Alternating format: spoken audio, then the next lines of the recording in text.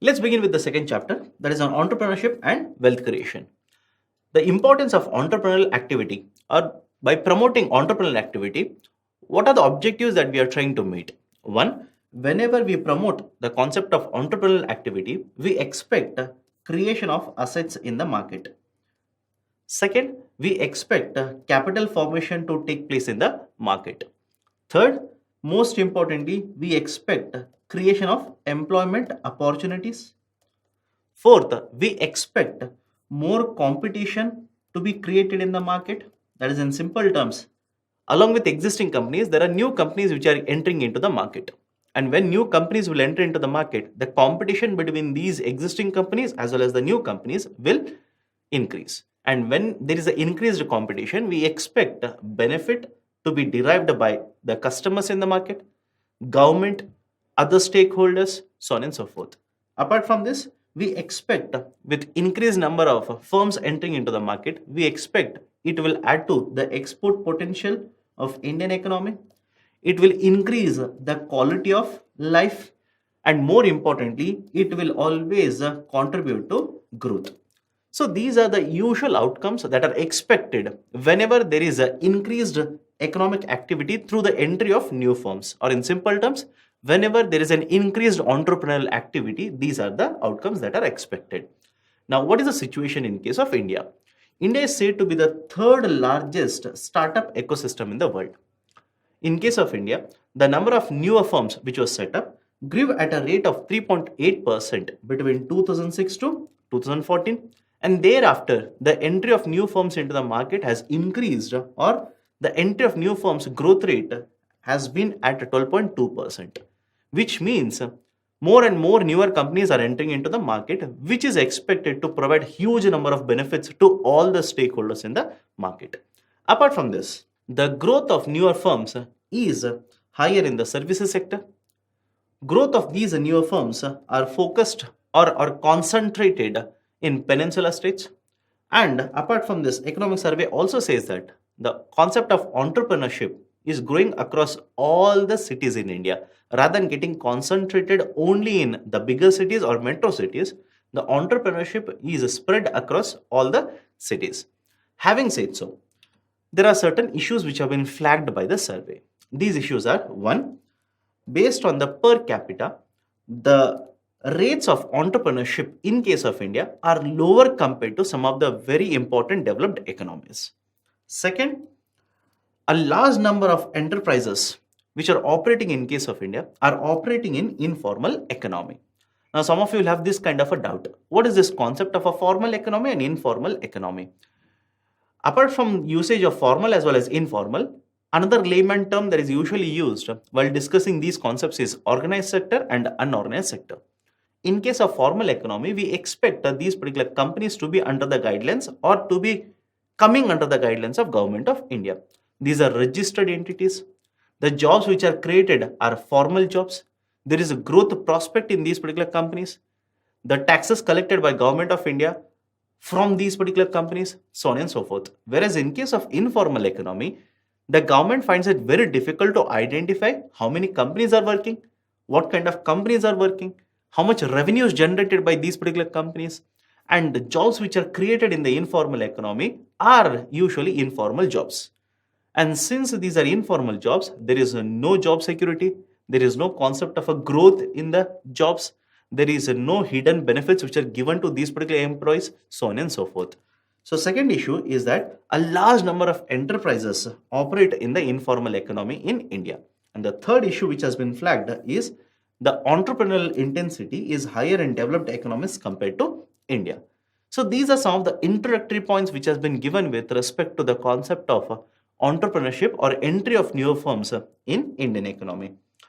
Now, apart from this, economic survey also discusses what are the factors which will drive the entry of these particular newer firms in the market. In simple terms, on what parameters or on what factors newer companies are promoted to be set up in Indian economy.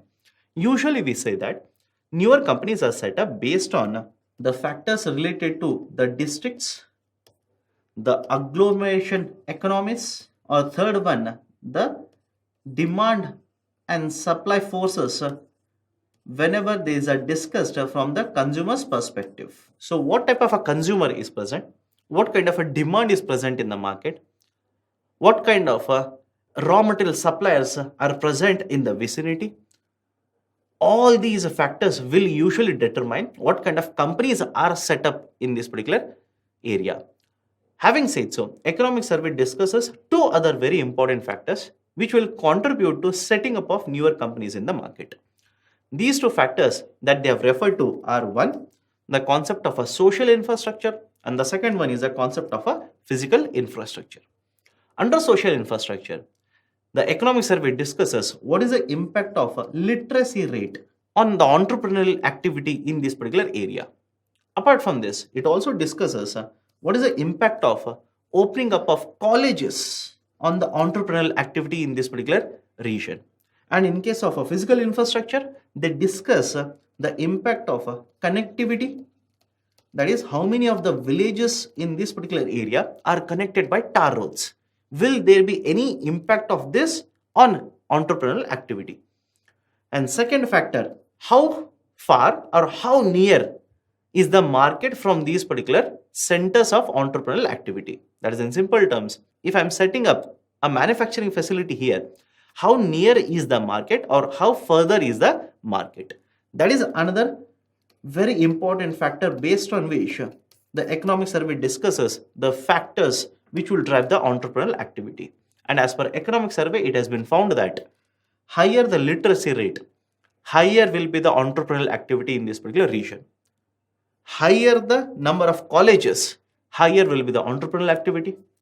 Higher the connectivity by tar roads, higher will be the entrepreneurial activity. And more the near market is situated or near the vicinity the market is situated, more entrepreneurial activity or industrial activity will be found in this particular region. Some of the facts which have been quoted or the factuals which have been quoted are one, increase in the education levels will lead to increase in the entrepreneurial activity. And the economic survey says a very high amount of entrepreneurial activity will be found in these particular regions when the literacy rate is over 72%. Second, the entrepreneurial activity will increase as the number of colleges also increase. And the highest amount of entrepreneurial activity is found in a district when the number of colleges in the district crosses 26. Third point, in terms of a tar road connectivity, as the number of villages which are connected by tar road increases, the entrepreneurial activity in this particular area also increases. But economic survey says this increase will reach a maximum level at certain point of a time. After the threshold is crossed, this entrepreneurial activity will not increase. That is, the entrepreneurial activity will increase as long as the number of villages which are connected by the tar road is 91% of the villages. And when the number of villages which are connected by tar roads will cross 91%, economic activity or entrepreneurial activity in this particular context will not increase. This is because, understand this, as more and more villages are connected by the tar roads, more companies will be set up or more entrepreneurial establishments will be set up. As the number of companies keeps on increasing, competition will also keep on increasing. And as the competition increases, the returns which are gained by these particular companies will start decreasing. This is the reason after a certain threshold of number of villages is crossed, which will have the tar road connectivity, the entrepreneurial activity will not increase. And the number that has been given is 91%. Next one, the same finding, that is, until certain threshold is reached, the activity will increase. And after the threshold is crossed, entrepreneurial activity will start declining. The same finding is also applicable to infrastructure. This infrastructure that I am referring to could be electricity connection, telecom services, sanitation services, water supply, so on and so forth. Another very important factor that has been given is as the proximity to the villages or the market increases. And when I say market, as per economic survey, they say that market here refers to consumer base of 5 lakh people. So when the proximity to this particular market increases, entrepreneurial activity also keeps on increasing. The number which has been given in the survey is the entrepreneurial activity will keep on increasing whenever the proximity to these particular markets is lesser than 42 kilometers. So these are some of the findings which have been given by economic survey, wherein they are basically saying that whenever these kind of parameters are satisfied, the entrepreneurial activity in the market or in these particular districts will keep on increasing. And the economic survey basically measures the entrepreneurial activity at the district level for a simple reason. The survey has found that whenever the number of newer firms which are set up in these particular districts will keep on increasing, the contribution to GDP in these particular districts will also keep on increasing. As per this particular economic survey, whenever the number of newer firms which are set up will increase by 10%, the contribution to the economic activity will increase. Contribution to GDP in this particular region will also increase by 1.6%. Not only this, as the newer firms which are set up will increase, the competition in this particular region will increase. The benefits will be derived by the consumers in the market. More and more jobs will be generated in this particular region. These are some of the very important findings which have been given in the economic survey. Now, what are the policy implications of all of this? One, we have seen that as the education level or literacy levels will keep on increasing, the contribution to stakeholders will also keep on increasing. The economic activity or newer firms will be set up in this particular region. So you need to increase the education levels or literacy levels in this particular region. Economic survey stated that this can be done by setting up of more and more colleges, or even government of India can try out the concept of a public-private partnership, or can allow the private sector to promote the literacy levels or to increase the literacy levels in this particular region. Because please understand, as the literacy levels will increase, it has been found that the companies will find more and more suitable workers for their own company. And second, whenever the number of employable people in the region increases, the companies find it very easy to distribute work or labor amongst these particular workers as such. That is the reason one, government of India needs to take certain measures to increase the literacy levels.